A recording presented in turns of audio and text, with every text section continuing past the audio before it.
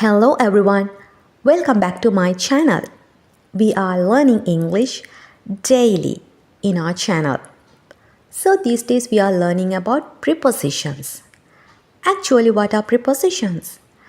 Prepositions are small words which connects different parts of the sentences. ஒரு சென்டென்ஸில் இருக்கக்கூடிய வெவ்வேறு விதமான பார்ட்ஸை கனெக்ட் பண்ணக்கூடியது தான் ப்ரிப்போசிஷன்ஸ். ஸோ இந்த ப்ரிப்போசிஷன்ஸ் நவுன்ஸ் ப்ரோனவுன்ஸ் உடன் மற்றைய வேர்ட்ஸை கனெக்ட் பண்ணுது. ஒரு சென்டென்ஸ்க்கு ரியல் மீனிங்கை கொடுக்கக்கூடியது. ஒரு சென்டென்ஸை தெளிவாக புரிந்து கொள்வதற்கு, அந்த சென்டென்ஸை தெளிவாக விளக்கி பேசுவதற்கு எங்களுக்கு ப்ரிப்போசிஷன்ஸோட knowledge இன்றியமையாது. That is very essential. So today let's learn a type of prepositions, which is prepositions of possession. What is possession? உரிமை. ஒருவருக்கு உரிமையானது அல்லது ஒரு பொருளுக்கு ஒரு இடத்துக்கு உரிமையானது என்று சொல்ல நாங்கள் சில ப்ரிப்போசிஷன்ஸை யூஸ் பண்ணுவோம். அவற்றை தான் ப்ரிப்போசிஷன்ஸ் ஆஃப் possession என்று சொல்கிறோம்.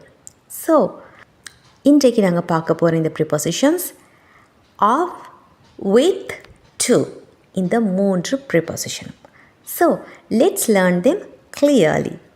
R you ready for that? Number 1 is of. Of அப்படின்ற ப்ரிப்போசிஷனை நாங்கள் உரிமை பற்றி சொல்ல எவற்றோட யூஸ் பண்ணுவோம்னு கேட்டால் cities, countries, people, possessive pronouns and other objects. So இவற்றுக்கு உரிமையான ஒரு விடயம் பற்றி பேசும்போது நாங்கள் ஆஃப் என்று யூஸ் பண்ணுவோம். For example, Tokyo is the capital of Japan. ஜப்பானோட தலைநகராக இருக்குது. ஸோ ஜப்பானுக்கு உரிமையான ஒரு இடம்தான் Tokyo. Tokyo is the capital of Japan. Okay, so அந்த கண்ட்ரிக்கு உரிமையானது என்று சொல்கிறோம். Then, this is the shop of my father. எனது தந்தைக்கு உரிமையானது. This is the shop of my father. He is a classmate of ours. Ours என்பது possessive pronoun. Personal ப்ரோனவுன்ஸோட possessive form, யாருக்கு உரிமையானது என்று சுட்டி காட்டக்கூடிய ப்ரோனவுன்ஸ்.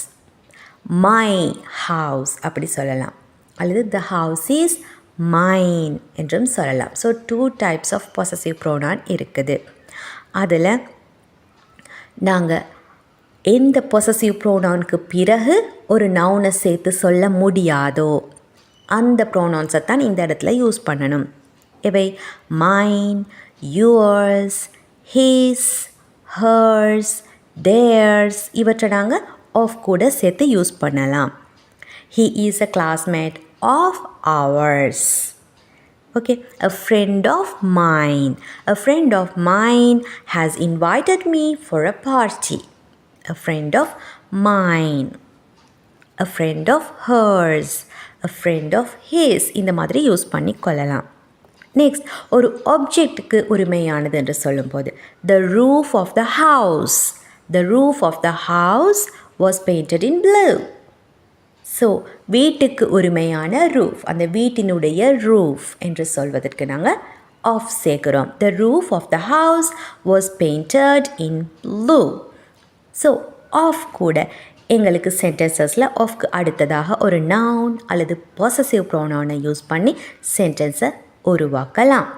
ஸோ எதற்கு உரிமையாக இருக்குதோ அந்த நவுன் அல்லது பொசசிவ் ப்ரோனவுனை நாங்கள் ஆஃப்க்கு பிறகு சேர்க்கணும். So this is the use of of as a preposition. Number 2, with. With அப்படின்றதையும் எங்களுக்கு ஒரு ப்ரிப்போசிஷனாக யூஸ் பண்ணலாம். ஒன்றோட உரிமை பற்றி சொல்ல, இதுக்கு சொந்தமானது அந்த மாதிரி சொல்கிறதுக்கு. அனிமல்ஸ்க்கு materials, actions, objects, physical characteristics இவை பற்றியெல்லாம் பேச நாங்கள் வித் யூஸ் பண்ணலாம். வித் கூட சேர்த்து ஒரு அட்ஜெக்டிவ் அல்லது நவுனை யூஸ் பண்ணி சென்டென்ஸை உருவாக்கலாம். See this example.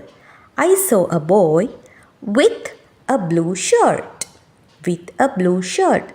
ஸோ அந்த பாய்க்கு உரிமையானது தான் blue shirt. blue ஷர்ட்டுடன் இருக்கிறார்.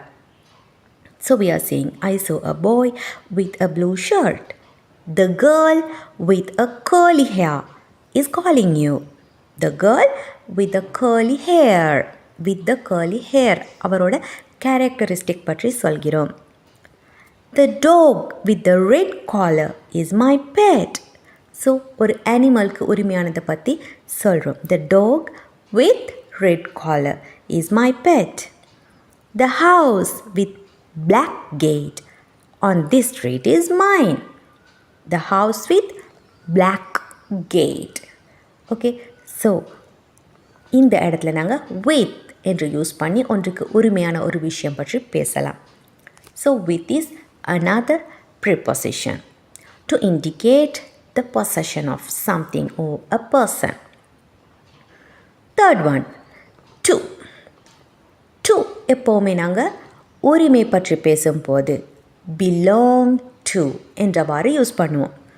belong to plus an object or you can use a pronoun. For example, this building belongs to Mr. Carey. யாருக்கு உரிமையானது, அவருக்கு சொந்தமானது என்று சொல்ல நாங்கள் யூஸ் பண்ணுகிறோம். This building belongs to Mr. Carey. This garden belongs to my grandparents. This garden belongs to my grandparents. Next, these books belong to the library. So, libraryக்கு உரிமையான புத்தகங்கள். These books belong to the library. belong அப்படின்ற வேர்டோட to சேர்த்து யாருக்காவது ஒருத்தருக்கு உரிமையாக இருக்கிறது என்று சொல்ல use பண்ணி கொள்ளலாம். We can use it as a preposition of possession. So, the prepositions of, with, to இவை மூன்றையும் நாங்கள் ஒன்றோட உரிமை பற்றி யாருக்கு உரித்தானது, எதற்கு உரித்தானது என்று பேச யூஸ் பண்ணி கொள்ளலாம். So, try to make your own sentences on all of these prepositions and don't forget to comment them below. Also, if you like this video, don't forget to click the like button and subscribe my channel to get new videos on prepositions and English grammar. So, let's meet with another video tomorrow. Don't forget. So, take care till that.